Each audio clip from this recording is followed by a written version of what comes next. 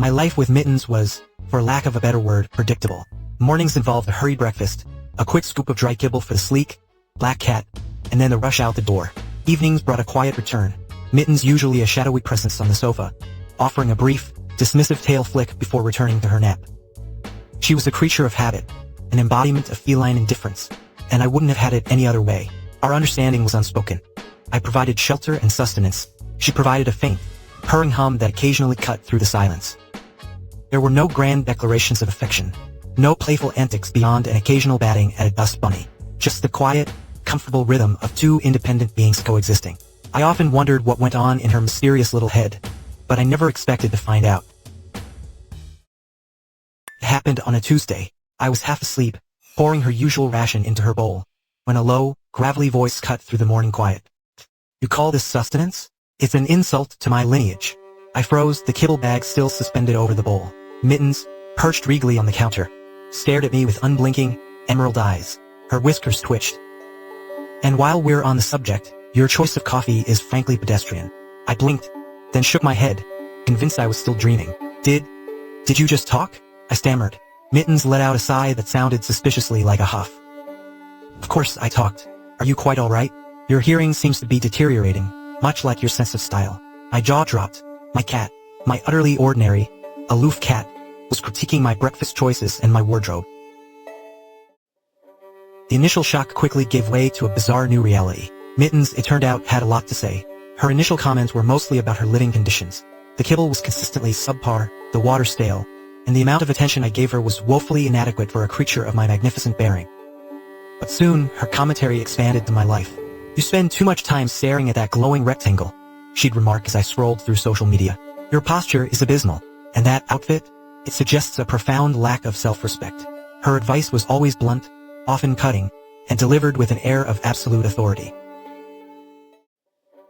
I tried to argue, to rationalize, to explain that she was just a cat, but she'd merely narrow her eyes and offer a scathing rebuttal.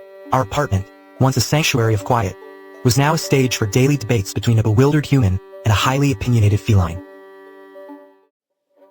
Life became a series of comical standoffs.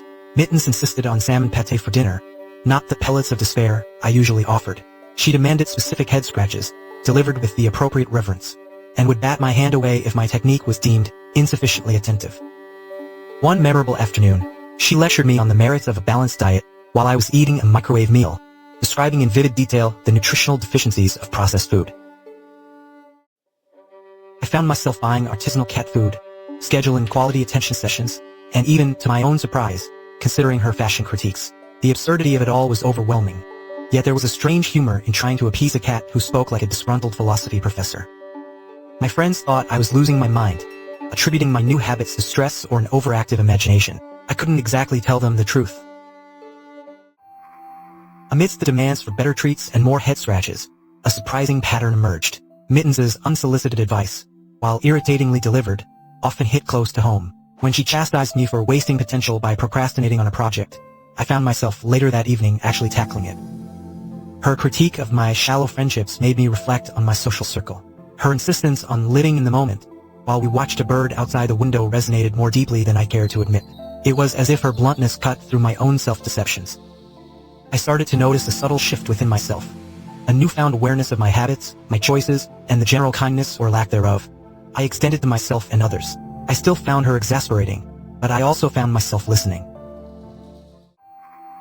My relationship with Mittens transformed from mere cohabitation to a peculiar, almost codependent dynamic. We argued, we debated, she judged, and I begrudgingly listened. I found myself talking back to her, explaining my human dilemmas, even seeking her opinion on minor life choices. The initial fear and disbelief had melted into a strange affection. I started appreciating her sharp wit, her unwavering confidence, and even her demanding nature, which often disguised a surprising concern for my well-being. She wasn't just a talking cat. She was a catalyst, a furry, four-legged mirror reflecting my own shortcomings and strengths. The apartment, once filled with silence, now echoed with our lively, if one-sided, exchanges, and I realized I wouldn't trade it for anything. One morning, I woke to an unsettling silence. There was no usual demand for breakfast, no critical assessment of my morning hair. The spot on the sofa where Mittens usually held court was empty. I called her name, checked her favorite hiding spots, rattled the treat bag, nothing. My heart pounded with a sudden, inexplicable dread. I searched every corner of the apartment, the building hallway, even checked with neighbors, but there was no trace. Mittens was simply gone. No open window, no signs of struggle, no farewell note. Not that I expected one, but still. She had vanished as mysteriously as she had begun to speak, leaving behind only the ghost of her sharp voice and the unnerving quiet that now filled the space she once dominated. The apartment felt vast and hollow. Silence was deafening, a stark contrast to our lively banter. I was baffled, replaying every bizarre conversation, every cutting piece of advice. Was it all a dream?